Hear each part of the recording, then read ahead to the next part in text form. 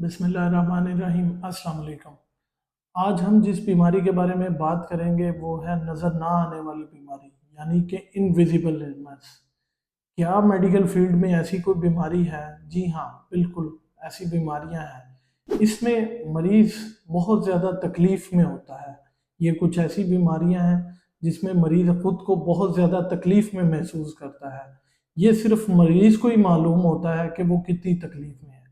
ऐसी बीमारियों में मरीज़ आके शिकायत करता है कि उसके घर वाले भी समझते हैं कि वो मकर कर रहा है, वो झूठ बोल रहा है, उसे कोई बीमारी नहीं है। ये किसी भी बंदे के लिए या किसी भी शख्स के लिए बहुत अज़ियत वाला लम्हा होता है कि इवन उसके अपने घर वाले ये उसे कह रहे होते हैं कि वो मकर कर रहा है, झूठ बोल रहा है, उसे कोई बीमारी नहीं है।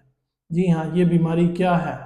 मेरा नाम है डॉक्टर उनीब खालिद और आज हम जिस बीमारी के बारे में बात करेंगे वो है फाइब्रोमाइल्जियास। फाइब्रोमाइल्जियास में लोग आके कहते हैं कि तुम्हारे जिस्म में दर्द है, मेरी हड्डियों में दर्द है। फाइब्रोमाइल्जियास कुछ दिनों या हफ्तों की बीमारी बिल्कुल नहीं है, ये एक सालों की बीमारी है। इसमें जिस्म में बहुत ज़्यादा दर्द महसूस होती है। अमूमी तौर पर फाइब्रोमाइल्जियास को सिंड्रोम का नाम देते हैं।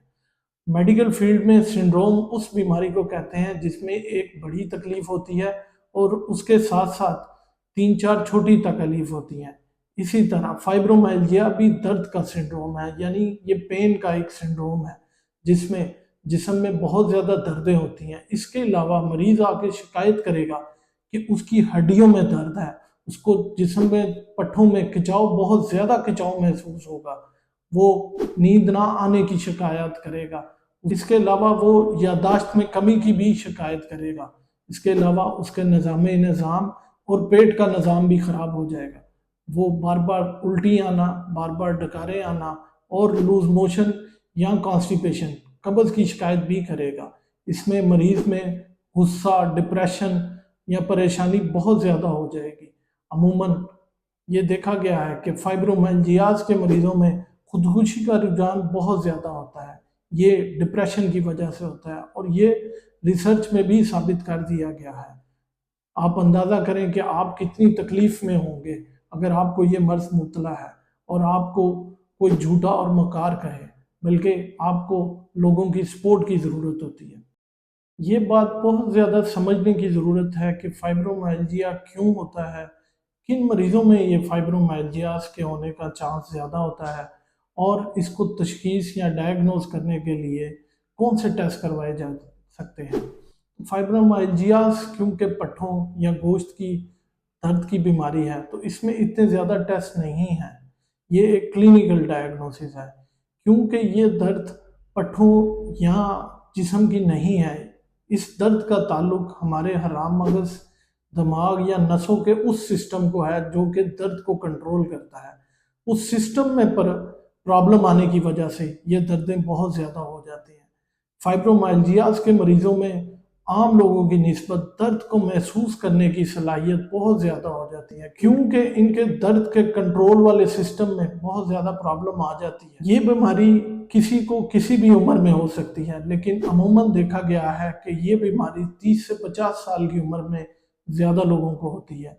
मर्दों की निस्बत औरतों में ये बीमारी ज़्यादा होती है। रिसर्च से ये बात साबित हुई है कि हर 10 में से 9 मरीज़ औरतें होती हैं।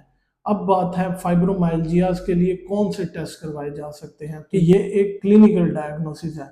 लेकिन फाइब्रोमाइल्जियास को डायग्नोज करने से पहले कुछ ऐसी बीमारियां हैं जिनको रूल आउट करना बहुत ज़रूरी है कि क्या मरीज़ को ये तो नहीं। इनमें सबसे पहले रोमाटॉइड आर्थराइटिस, जो कि ऑटोइम्यून डिजीज़ है, वो देख लेनी, जिसमें पट्ठों में और जोड़ों में दर्द के अलावा ये सारी अलामतें होती हैं जो कि फाइब्रोमाइल्जियास के मरीजों में होती हैं। इसके अलावा क्रॉनिक फटीग सिंड्रोम, ये भी वो बीमारी है जिसमें के दर्द को बहुत ज़्यादा जिस्म में दर्दें होती हैं।